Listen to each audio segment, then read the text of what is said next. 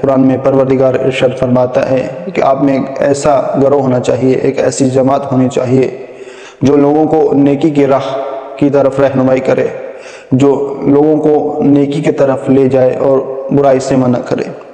تو آج ہم ایک چیز دیکھتے ہیں کہ یہ دنیا میں بہت زیادہ ظلم ہو رہا ہے، ہر جگہ، ہر گلی، ہر محلے پہ، ہر جگہ، ہر گلی، ہر محلے پہ ظلم ہی ظلم نظر آتا ہے۔ تو اس کی ایک وجہ یہ ہے کہ ہم نے عمل بالمعروف اور نہی عن المنکر کو چھوڑ دیا ہے۔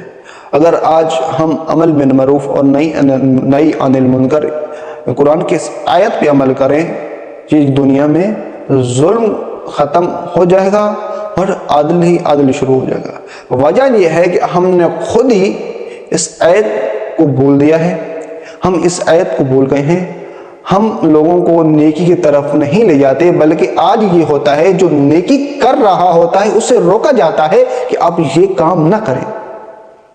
یعنی میں یوں کہوں کہ آج ہم نے برائیوں کی برائیوں کی طرف لوگوں کی ہدایت شروع کر دی ہے۔ جو بھی برا کام ہے اس کے لیے لوگوں کی رہنمائی کرتے ہیں، اور جو بھی اچھا کام کرنے لگے، جو بھی انسان اچھا کام کرنے لگے، اس کی ہم آج اس پہ زور لگاتے ہیں کہ یہ کام نہ کرے۔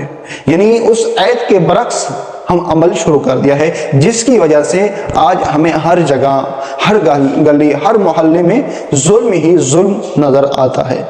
تو امام حسین علیہ السلام نے جب مدینہ سے نکلے، کس لیے نکلے؟ یہ عمل بالمعروف نہی عن المنکر کرنے کے لیے نکلے۔ یہ نہیں کہ یزید کو ختم کرنے کے لیے، بلکہ عمل بالمعروف اور نہی عن المنکر کرنے کے لیے نکلے، لوگوں کی رہنمائی کے لیے نکلے۔